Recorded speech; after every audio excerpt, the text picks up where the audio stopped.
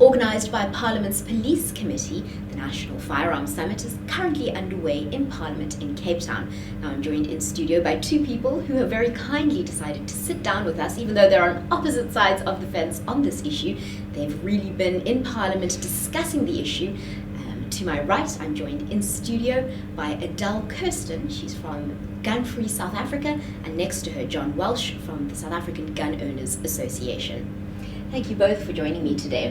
Thanks, Derek. Welcome. Now, it must be a very busy couple of days for you two. It's been a very intense time in Parliament, Adele.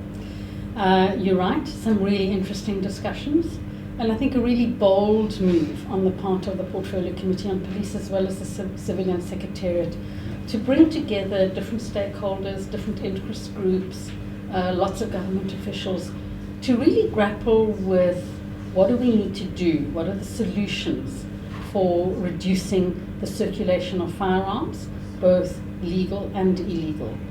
So lots of intense debate, but I think interestingly some emerging consensus on some key issues.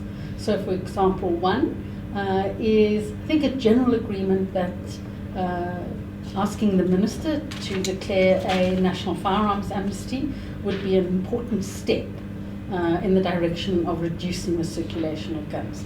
Now, we're certainly going to go into that in more detail. Yes. John, what's so interesting to me is that we're not just dealing with parliamentarians or police here, but people from all walks of life who have vested interests in these conversations. Absolutely, Jerusha, that is so true what you are saying. You know, my understanding of a proper democracy that we are in is where the people communicate and where the people participate in these things in life that really make sense. And although you have introduced us as people from the opposite side of the spectrum, you know what is so important is that we have certain focus points where we absolutely agree with one another. For instance, a focal point is the reduction of crime, and specifically a reduction of violent crime, reduction of crime against women and children. As far as that is concerned, we absolutely agree. We also agree, coincidentally, that firearms in some cases play a role in the commission of these crimes.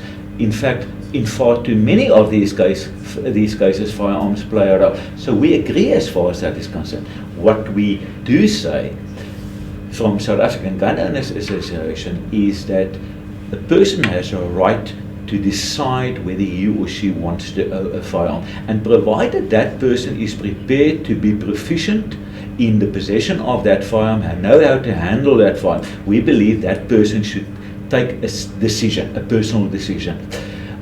And I think that is the important departure point from where we go. And we believe if we move from that point of departure, we are going to get somewhere. And that is the reason why I believe the summit was a success, because government consulted with us, South African Police Service members were there, the Portfolio Committee members were there, and then almost the whole of civil society was there. We had an opportunity of interacting with one another, really exchanging views, and making sure that everybody and sundry have an understanding as to what our viewpoints are, and addressing the real problem. And I think if there's one thing that we can really infer from this particular summit is that at the end of the day, we can possibly enlist a few pointers where we can say on those issues, we need to focus first before we focus on certain minor issues.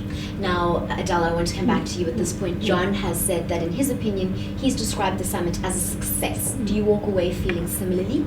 Yes, no, absolutely. I think it was an enormous success. And I think for several reasons. I think it created a space for robust debate, but respectful debate. There was an excellent facilitator who created a safe space for people to raise important issues. I think on the whole, people put the issues on the table that they wanted to. So that's from the participants. But also there was high-level government involvement. The minister addressed the meeting this morning, as did the National Commissioner, as did the Deputy Minister. So that, I think, signals not just to the participants in the room, but I think to our country, that there's high-level investment and concern about the issue of gun violence in South Africa. And so I think that sent a very important signal. So I think some some robust debate, some differences of opinion, and I think perhaps some of the crux of the issue, and there would be two. The one is some differences in analysis around what are some of the drivers and causes of gun violence, and some of the other differences is what are some of the solutions. And a lot of that centered also around data and information and what we know about trends and patterns. So I think that those are both some of the sticking points, but they're also some of the points where there was some consensus. So I think certainly one of the requirements from the Civilian Secretariat is that they will have to do a report on the 2-day summit and present it to Cabinet. And I think once we get that report, one will get an idea of how they've seen what are the things that we can move ahead on, what are the things where we need more research, what are the things that maybe we need to delay. So in a way, I guess to use government speak, I think it set out a roadmap about how very parliamentary of you, Etal, of where we need to go. Right. And I think it was the first step. I think there are going to be hurdles that we're going to have to overcome. I think one thing to say, Jerusha, is that you mentioned the Firearms Control Amendment Bill. Now that's a big issue on the agenda, but the organisers felt that this 2 days needed to be focused on broader strategies and not just the amendment bill. So although people brought it in every now and then, we didn't spend actually a lot of time talking about the amendments. And I think that was useful because there is another sort of parallel process where there is the space for public engagement. So it was well conceptualized and it was very well sort of executed. Yeah. Let's go now to News 24 Live producer Nokola Mafu. She's going to talk us through what's been said on social media. Thank you very much, Jerusha. So we took to Twitter as per usual to find out what it is that people think about gun control. We've got Sprumelele Kumalo who says, gun control in South Africa, or lack thereof, needs to be seriously addressed. What must happen for us to say enough is enough? Secondly, we've got Ndumiso Gumede who says, when will South Africa begin to tackle gun control?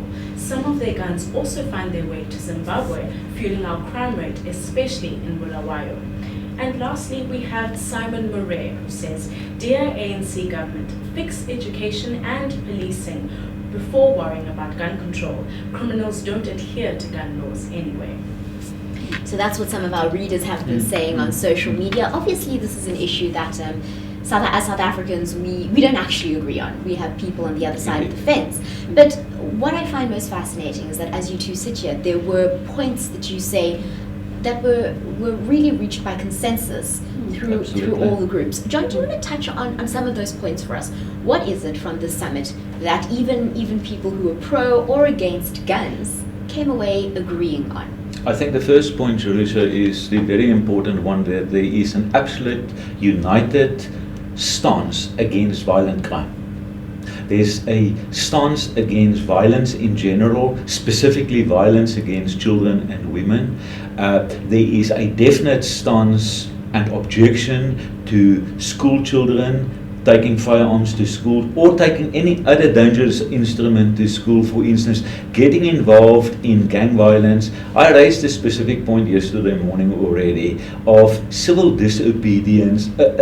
Let's call it a culture of civil disobedience in our country, where people just do not care whether they disobey traffic laws or whether they disobey liquor laws or whether they disobey whatever other laws. There is a culture of civil disobedience, and I think we need to focus our attention on that, and I think government and civil society need to focus their attention on that.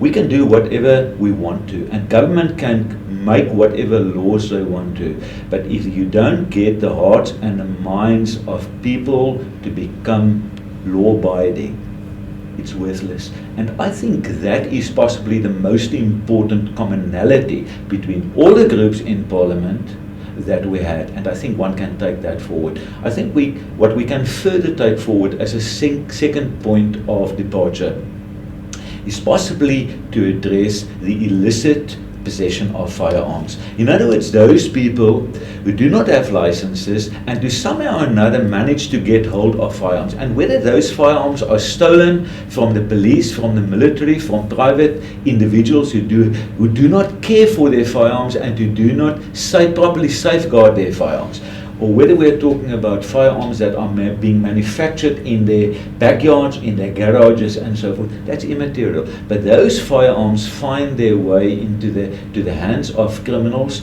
into the hands of gangs, and those people indiscriminately continue to commit crime. I think there is a commonality amongst all of us to do that. What Gun Free South Africa has also focused on is with regards to generally the pool of illicit firearms. In other words, people who are licensed.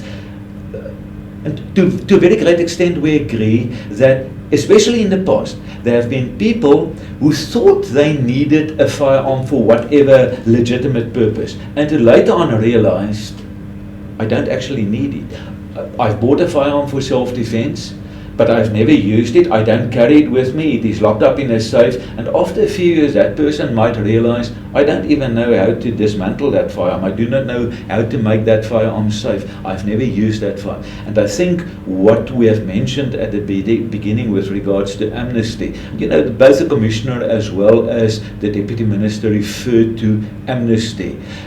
We believe that an amnesty can be a very important vehicle to rid society of unwanted and illicit firearms. Yes, there are ways and means of going about, and as a lawyer, I do have certain concerns about an amnesty. From an evidential point of view, we are getting rid of evidential material that might be used in a criminal case. But those are some of the issues that we will just have to weigh the one against the other and say, what is more important? Is it more important to get the illicit firearm from the street, or is it more important to sort of try to find evidence in a crime? Now, I do not know the answer. As a lawyer, I do know what the answer is, but as in a greater societal respect, I need to reconsider my views.